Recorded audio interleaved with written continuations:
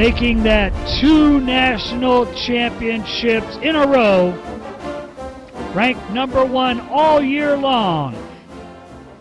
5 All-Americans, undefeated all season long. Their 4th straight Pac-12 title. The Mountain Regional champions, unheard of point spreads. Hi again, welcome to the Buffalo Stampede. I'm Mark Johnson, your play-by-play voice of the bus from 850 KOA Radio. I've joked on the air many times, death, taxes, and Mark Wetmore winning national championships. The Buffaloes did it again this past weekend in Terre Haute, Indiana. Coach, congratulations, back-to-back titles for your cross-country men's team. Thank you, and I'm pleased to be included with death and taxes. You know, we're up in Oregon with the football team, and they make the announcement at Autzen Stadium that an Oregon runner had finished first and second in the championships. But then we all with Colorado thought, well, who won the title? And that was the big thing. Tell us a little bit about the race and how your team did overall. Well, I guess they left out their other 3 runners from their announcement, but they did fairly well. They finished 6th. And yeah, it was a dramatic race, unusually slow in the early going. So many runners packed in a big group for a long way. At one point, the announcer told the fans that 80 runners had passed by in 1.5 seconds. So that's how crazy and chaotic it can be, and that was the halfway point. Of course, it accelerated from there on, and to our advantage. You know, Terre Haute, having lived in that area of the country this time of year, the weather can be awful, and I know you've certainly run in some bad weather days there. What were the conditions like for your runners? Well, this year it was the best conditions in a long time. It was only 15 to 20 mile an hour winds with occasional rain and well over freezing. So it was a pretty good day by Terre Haute cross-country standards. The Buffaloes end up winning by 33 points over second-place Stanford, lowest NCAA total in almost a decade. That's a dominating performance. I guess as dominating as you can be in cross-country. Well, I guess you could have the first 5 runners across the line. That's happened. This is our lowest team score ever. It's getting harder. The fields are getting deeper. More international runners are popping up at a greater variety of schools. So the front end of the stick is pretty hard to penetrate. To have our guys 5th, 7th, and 9th was a pleasant surprise to me. But certainly contributed to that low score. I think a lot of times for those watching today, you think about cross-country, and from a strategic standpoint, I guess send your guys out there and run as fast as you can. That probably oversimplifies a little bit. Talk about the strategy it takes in cross-country. We're fairly well known for coming from behind. We've won some national championships where we were the 3rd or 4th best team halfway through the race and went on to win, and so people have come to expect that of us. But this is a slightly different team with different levels of experience from those teams, and is actually a front-running team. And if you had seen the broadcast or could go back and watch it again, you'd see that we had 5 or 6 in that early front blob of 60 out of 260. So the bottom line is it's different every year. There's different athletes every year, different opponents, different conditions.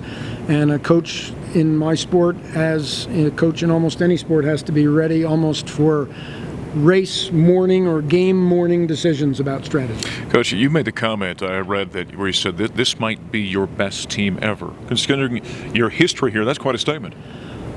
Well, I've been asked that ever since we won last year and looked to return so many people, which turned out to happen. Would this be our best team ever? I want to be respectful of the teams that have gone before this one. But honestly, it's the lowest scoring team we've ever had. At 3rd, 4th, and 5th, which is generally where the meet is won, we're definitely better than we've ever been before. So I think these guys can probably boast that for about 51 more weeks. And then it starts all over again. You know, of the 5 runners that you had that scored, only one of them, Blake Thoreau, is a senior. He's a 3-time All-American. That, I guess, would bode very well for 52 weeks from now. Well, yeah, that's what I meant, that 4 of the scoring 5, 5 of the 7 that raced return. One of our top runners, our second best runner from a year ago, we held him out this year, Morgan Pearson. He was completely healthy, just balancing his red shirt with his eligibility. So we saved him a year. A guy that ran varsity for us last year also, who was a true freshman at the time, we redshirted him, Zach Perrin. Anyway, yeah, 5 of the 7 and 2 real good guys from a year ago. Some very interesting freshmen that have arrived on campus in September, 6 of them. And then some real nice recruits coming in. So we'll be good next fall. You know, we were talking before we went on here and kind of joking about all the indoor facilities and stuff that are coming up. You had one of your athletes ask you if they could be practicing in there. What was your response? Yeah, Mar half seriously asked us last Tuesday when it was sleeting and extremely cold if we had the facility, would we be going in? And I said, Amar, what do you think? And he said, no, we wouldn't. I'm a little worried about that. We've had a sort of a underdog mentality and a blue collar mentality for 20-something years here, my whole time here, and it looks like a year from now it'll be a very different situation. How do we stay hungry? How do we stay motivated? How do we stay blue collar when we have beautiful new facilities? But if I asked Amar, what do you think? He'd say, we're going out anyway, no matter how nice it is. So I'm not too worried. Go face the conditions out there. A quick comment or two about the women's side. They finished 7th on that side. You had 1 All-American and Aaron Clark.